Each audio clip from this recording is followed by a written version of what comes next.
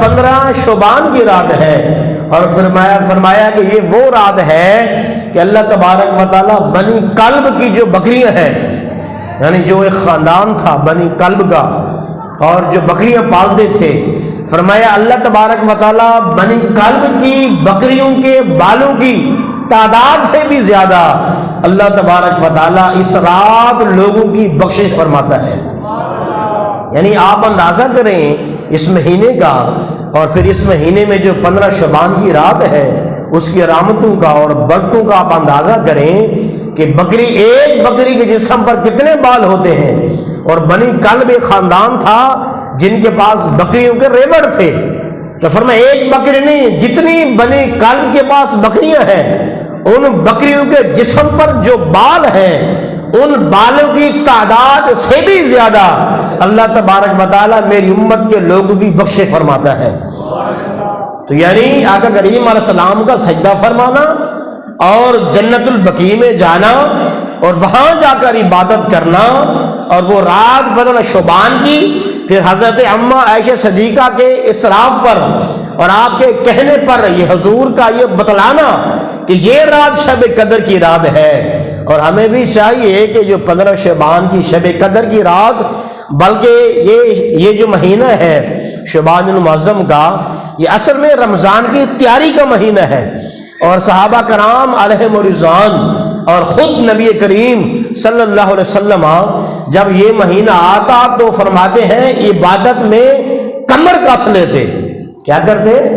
عبادت میں کمر کس لیتے۔ یعنی آپ کسی مزدور کو دیکھیں کہ جب وہ مزدوری کر رہا ہے اور کام جب سخت آ جائے تو وہ مزدور کیا کرتے ہیں، اپنی کمر کو باندھ لیتا ہے، اپنی کمر کو ایک دوپٹے سے باندھ لیتا ہے، تو پتہ یہ چلا کہ وہ مزدور کوئی سخت کام کر رہا ہے، اس لیے اس نے اپنی کمر کو باندھ لیا تاکہ تھکاوٹ نہ ہو۔ تو صحابہ کرام علیہم رضوان اس شعبان المعظم کے مہینہ میں عبادت پر کمر کس لیتے، اور جس نے زکوٰۃ ادا کرنی ہوتی وہ اپنی زکوٰۃ سے فراغت اختیار کر لیتا، زکوٰۃ ادا کر لیتا، اپنے سارے دنیاوی معاملات کو ترک کر دیتے، اور اپنے سارے دنیاوی معاملات کو ختم کر کے رمضان المبارک میں صرف نیکی پر اور صرف عبادت پر توجہ فرماتے۔ اور جب رمضان گزرتا تو پھر رمضان کے بعد پھر صحابہ کرام یہ دعا مانگتے کہ یا اللہ اس رمضان میں ہم نے جو کچھ عبادت اور ریاضت کی، یا اللہ ہمیں ہماری اس عبادت ریاضت اور ہمارے عجز کو قبول فرما، اور اگلے رمضان تک ہمیں زندہ سلامت رکھ۔ یعنی رمضان اتنی رحمتوں والا، اتنی برکتوں والا مہینہ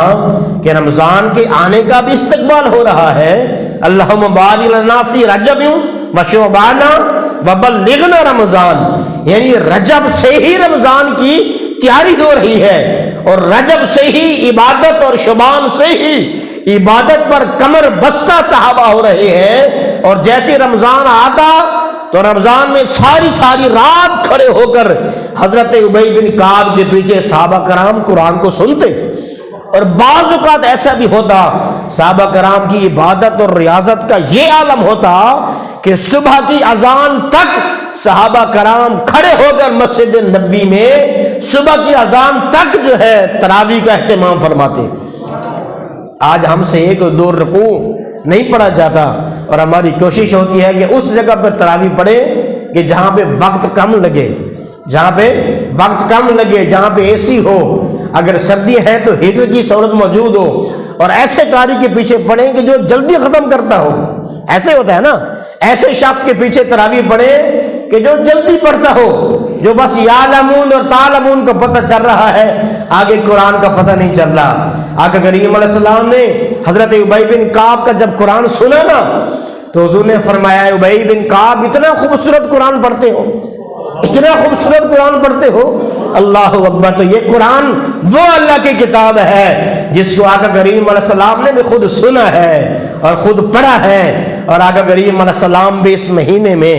عبادت پر کمر کس لیتے۔ اور صحابہ فرماتے ہیں آقا کریم علیہ السلام نفلی روزے جو تھے، نفلی روزے شعبان المعظم کے مہینے میں زیادہ رکھتے۔ تو ہمیں بھی چاہیے کہ رمضان کی تیاری ابھی سے شروع کر دیں. جس نے زکوٰۃ لگا